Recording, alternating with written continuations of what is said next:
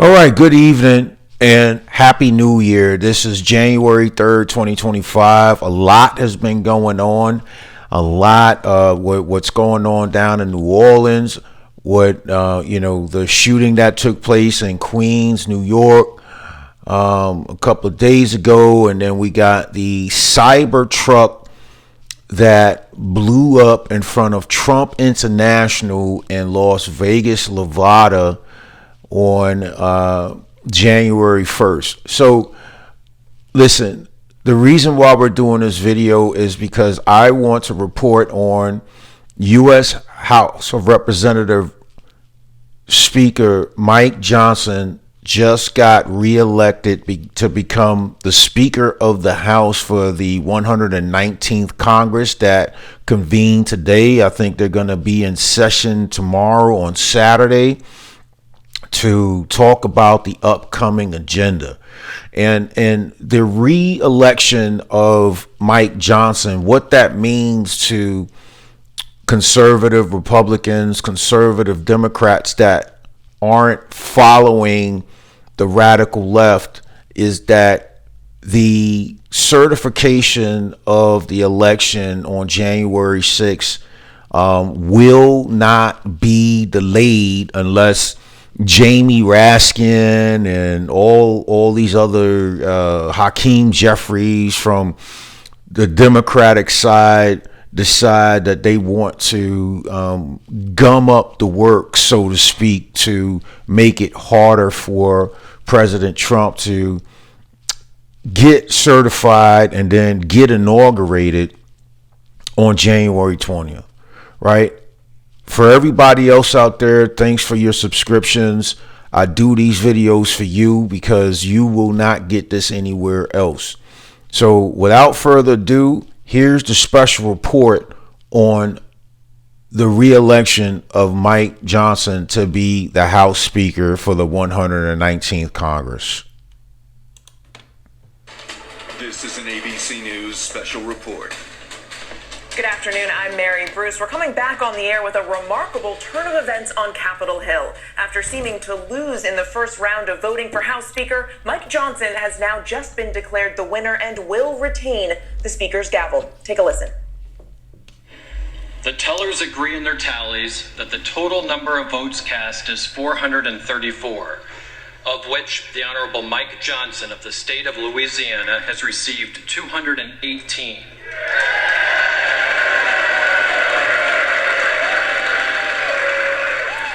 It comes after Johnson at first lost 3 votes from within his own party. He could only afford to lose 1. But after voting ended and before the final tally, 2 conservatives with a change of heart, switching their vote to back Johnson, allowing him to now continue on as Speaker. Johnson, with a personal appeal, spotted there huddling with the key holdouts. Johnson had been adamant all along there would be no backroom deals to gain the support of far-right members, instead leaning on the importance of this moment and the need for Republicans to make the most of unified government. So let's get right to ABC's Jay O'Brien there on Capitol Hill. And Jay, certainly perhaps a bit messier process than the Speaker had been hoping for, a bit more complicated, but he had been confident all along that he was going to maintain the gavel.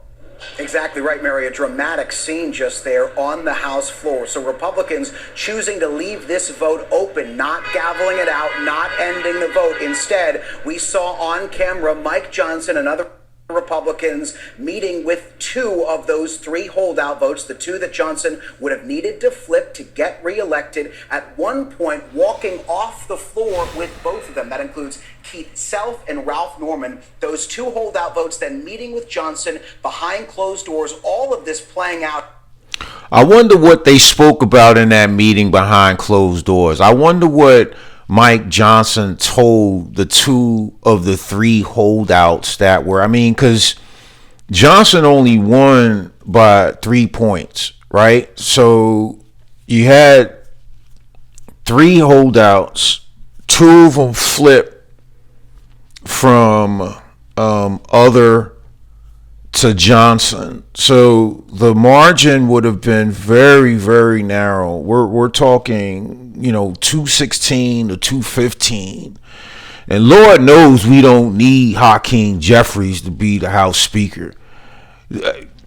Have you, I'm not smart enough to remember, or I haven't done enough research to really recall a time where you have conservative Republicans that had control of the House, the Senate, and the White House, but in the U.S. House of Representatives, despite that overwhelming majority, to have a Democrat as a House Speaker in a majority conservative Republican House.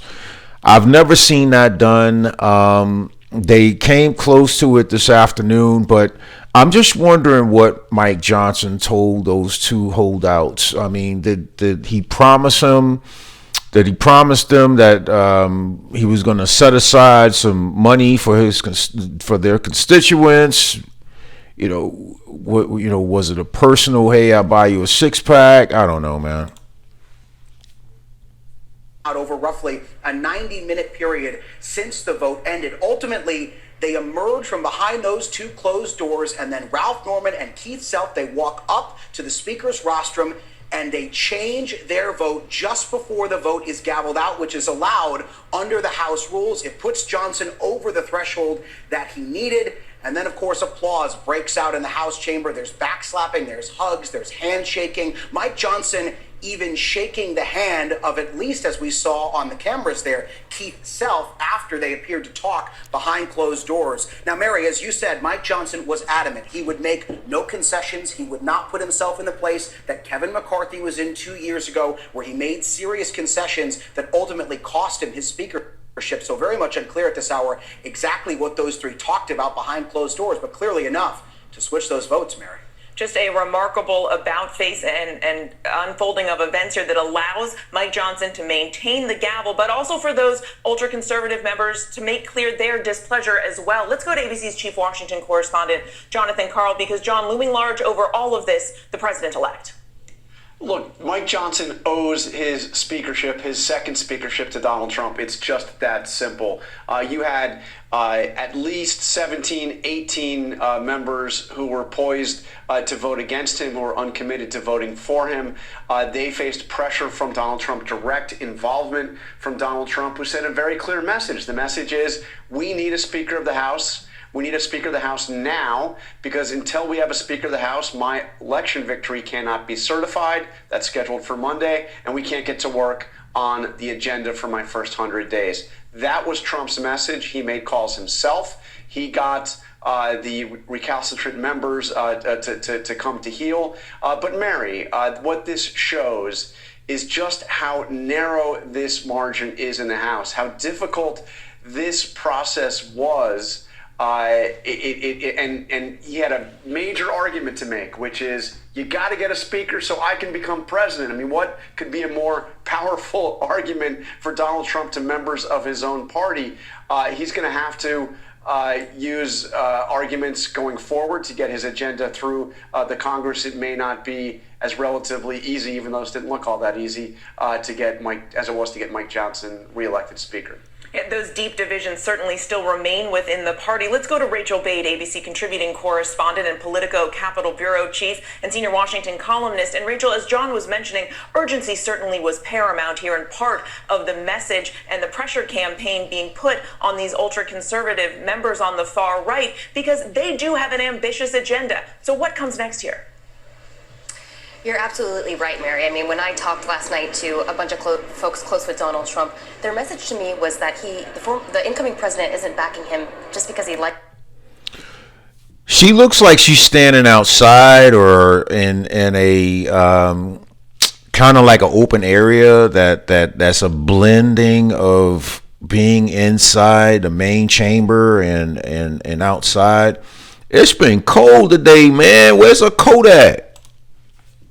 Likes Mike Johnson, or regardless of what he feels about Mike Johnson, this is about moving forward the president-elect's agenda. They wanted to move quickly. They want to get a border bill passed within the first 30 days after Donald Trump gets sworn in. A big, long, drawn-out speakership battle it would delay the certification of the Electoral College. It could delay Donald Trump being sworn in. That is not something Republicans want right now. They feel like they've been given a mandate by voters to enact a lot of changes, whether it's on the border, whether it's on crime, whether it's on taxes, and they're eager to move quickly. And so you're going to see them do that right away now that Speaker Johnson has the gavel again. I mean, as soon as tomorrow, Mary, they're going to be gathering to talk about these sort of next steps, things they can sort of prep for in the 2 or so weeks before Donald Trump gets sworn in. So they're going to be moving quickly to get his legislation passed. Lots of work to come. Rachel B., John Carl, Jay O'Brien, our thanks to you. Once again, Speaker Mike Johnson, in a nail-biter of a vote, has gained enough support, the 218 votes he will need to continue on in his role as Speaker. Our coverage continues on ABC News Live and abcnews.com. I'll be back with the entire team for World News Tonight. I'm Mary Bruson. All right, so you heard that, right? In a previous video, you may have heard me say that I don't think Mike Johnson is the right guy for the job to push President Trump's agenda, to close the border, to keep the tax cuts intact, to put pressure on Canada and Mexico to secure their borders, to lower the crime rate throughout the United States by putting pressure on every governor throughout the United States, every mayor throughout the United States, to get in lockstep with the Trump agenda, Agenda 47, the mass deportation plans that he had, and he still has, and he's going to implement with Tom Homan. The speakership vote today was a success because he could get to all that I just mentioned, because the election certification could take place on Monday, January 6th, the swearing in on January 20th, and then the enactment and signing of a plethora of executive orders to maintain order at the border, the U.S. southern border, the U.S. northern border, and to get a hold of 1.4 million illegal aliens that already have deportation orders to leave this country and go back to their country of origin, and then focus on the criminal aliens that's part of the 15 million illegal aliens that crossed the U.S. southern border in the past 4 years under the Biden-Harris administration. So I'm very glad that we got past this hurdle. We still have to fight among members of our own party and members of the Democratic Party and the independents out there that are eyeing this process like a hawk, because we need to. We re-elected Trump back in because we were tired of the Biden-Harris nonsense. And so now President Trump is going to be under a microscope. His cabinet picks are going to be under a microscope. Every word he says, every move he makes, we are going to be watching. And it's going to be a joy, because I think that we're going to be successful. If Congress could get together and re-elect Johnson for the greater good, then I think that Congress can get together and agree on other things that are for the greater good of this country. Again, Happy New Year. Like if you enjoyed this conference, if you enjoyed this content, and I'll see you in the next video. Thank you.